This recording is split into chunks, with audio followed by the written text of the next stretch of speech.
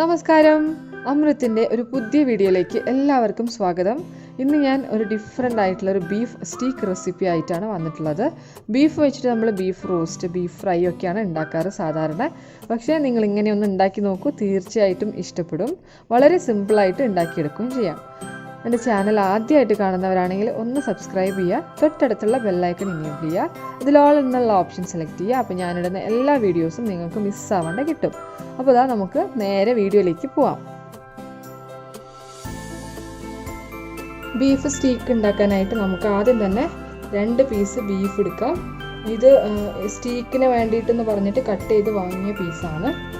എന്നിട്ട് ഇതിലേക്ക് നമുക്ക് കുരുമുളക് പൊടിയും ഉപ്പും നന്നായി ഒന്ന് മാരിനേറ്റ് ചെയ്ത് വെക്കണം.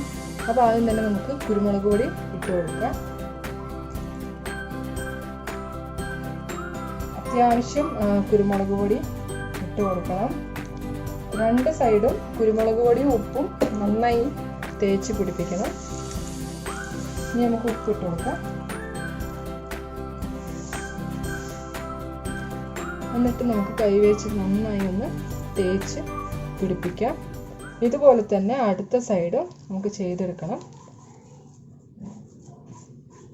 ബീഫിൻ്റെ എല്ലാ ഭാഗത്തേക്കും ഉപ്പും കുരുമുളക് പൊടിയും തേച്ച് പിടിപ്പിക്കുക.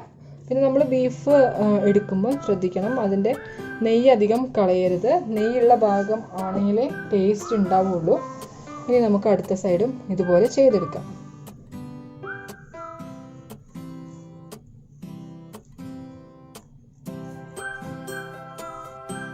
ഇനി നമുക്ക് ഇതൊരു അരമണിക്കൂറോളം റെസ്റ്റ് ചെയ്യാനായിട്ട് വെക്കാം. ഇപ്പം അരമണിക്കൂർ കഴിഞ്ഞിട്ടുണ്ട്. നമുക്ക് സ്റ്റീക്ക് പ്രിപ്പയർ ചെയ്യാനായിട്ട് തുടങ്ങാം. അതിനായിട്ട് ഞാനൊരു പാന് വെച്ചിട്ടുണ്ട്. ഇതിലേക്ക് നമുക്ക് ഒലിവ് ഓയിൽ ഒഴിച്ചു കൊടുക്കാം. ഒലിവ് ഓയിൽ ഒഴിക്കുമ്പോഴാണ് ടേസ്റ്റ് ഉണ്ടാവുക. ഓയിൽ ചൂടായി വരുമ്പോൾ നമുക്ക് നമ്മൾ മാരിനേറ്റ് ചെയ്ത് വെച്ചിട്ടുള്ള ബീഫിൻ്റെ പീസസ് വെച്ച് കൊടുക്കാം.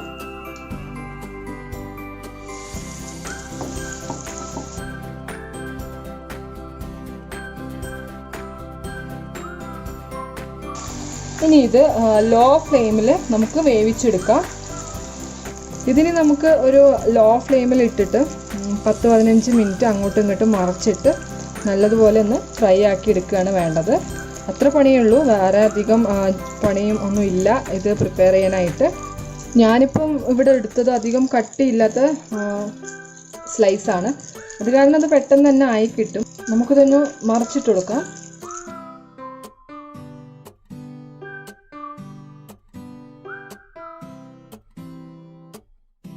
ലോ ഫ്ലെയിമിലിട്ട് കുക്ക് ചെയ്യുകയാണ് ഏറ്റവും നല്ലത്. എന്നാലും തന്നെ നല്ല കുക്കായി കിട്ടുള്ളൂ. അല്ലെങ്കിൽ നമ്മൾ ഹൈ ഫ്ലെയിമിൽ ഇട്ടിട്ട് പെട്ടെന്ന് തന്നെ ഫ്രൈ ആക്കി എടുക്കുകയാണെങ്കിൽ അത് കുക്കായി കിട്ടില്ല, ബീഫായത് കാരണം.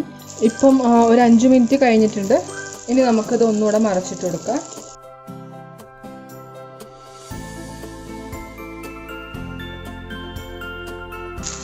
അടുത്തതായിട്ട് നമുക്ക് കുറച്ച് വെളുത്തുള്ളി, ഇത് മുറിക്കാത്ത വെളുത്തുള്ളിയാണ്, മൊത്തമായിട്ട് വെളുത്തുള്ളി നമുക്ക് മുകളിൽ ഇട്ട് കൊടുക്കാം.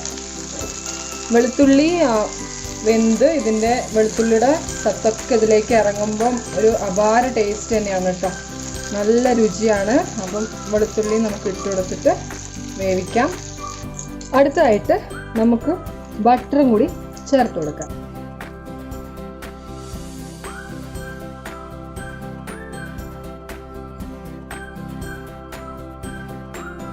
നമ്മൾ ചേർത്തിട്ടുള്ള ഈ വെളുത്തുള്ളിയും ബട്ടറും എല്ലാം നമ്മുടെ സ്റ്റീക്കിലേക്ക് വരുമ്പം ഒരു അടിപൊളി ടേസ്റ്റാണ്. ബീഫ് ഒന്നുകൂടെ മറച്ചിട്ട് കൊടുക്കാം.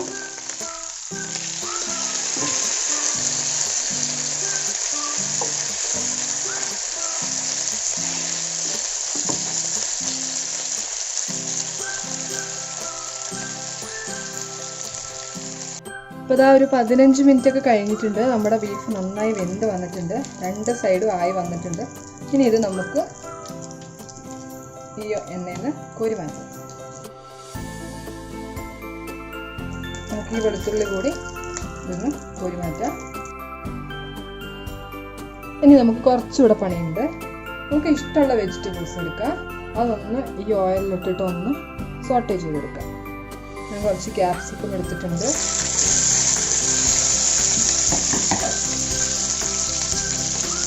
കുറച്ച് ക്യാരറ്റ്സ് എടുത്തിട്ടുണ്ട്, കുറച്ച് സവാള എടുത്തിട്ടുണ്ട്, അതുപോലെ തന്നെ കുറച്ച് ടൊമാറ്റോ എടുത്തിട്ടുണ്ട്.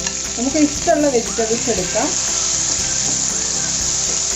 എന്നിട്ട് ഇതേ ഓയിലിട്ടിട്ട് ജസ്റ്റ് ഒന്ന് വഴറ്റിയെടുക്കാം. ഇപ്പോൾ ദാ നമ്മുടെ വെജിറ്റബിൾസ് ഒന്ന് സോട്ടേ ആയി വന്നിട്ടുണ്ട്. ഇനി നമുക്കിതൊരു സൈഡിലേക്ക് ആക്കിയിട്ട് നമ്മൾ നേരത്തെ റെഡിയാക്കി വെച്ചിട്ടുള്ള സ്റ്റീക്ക് കൂടെ വെച്ച് കൊടുക്കാം. ഇതൊക്കെ വളരെ പെട്ടെന്ന് ചെയ്തെടുക്കണം കേട്ടോ. അത് ചൂടാറി കഴിഞ്ഞാൽ അതിൻ്റെ ടേസ്റ്റൊക്കെ മാറും.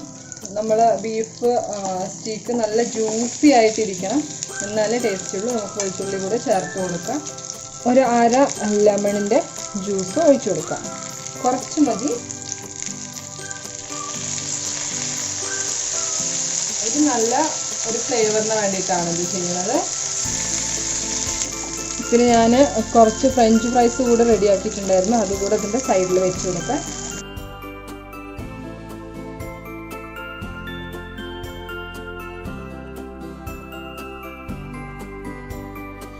അപ്പോൾ ഇതാ നമ്മുടെ ബീഫ് സ്റ്റീക്ക് കൂടെ റെഡി ആയിട്ടുണ്ട്. വളരെ സിമ്പിളായിട്ട് ഉണ്ടാക്കിയെടുക്കാം അല്ലേ? അപ്പോൾ നെക്സ്റ്റ് ടൈം ബീഫ് വാങ്ങുമ്പോൾ തീർച്ചയായിട്ടും ഉണ്ടാക്കി നോക്കുക. അഭിപ്രായങ്ങളൊക്കെ കമൻസിലൂടെ അറിയിക്കുക കേട്ടോ. വീഡിയോസ് ഇഷ്ടപ്പെടുകയാണെങ്കിൽ ഫ്രണ്ട്സൊക്കെ ആയിട്ടൊന്ന് ഷെയർ ചെയ്ത് കൊടുക്കുക. അപ്പോൾ ഇതാ ഓണമൊക്കെ വരാനായി. ഓണത്തിൻ്റെ നല്ല നല്ല വിഭവങ്ങളായിട്ട് ഞാൻ വരുന്നതായിരിക്കും. Stay tuned. അപ്പം എല്ലാവരും take care. Thanks for watching.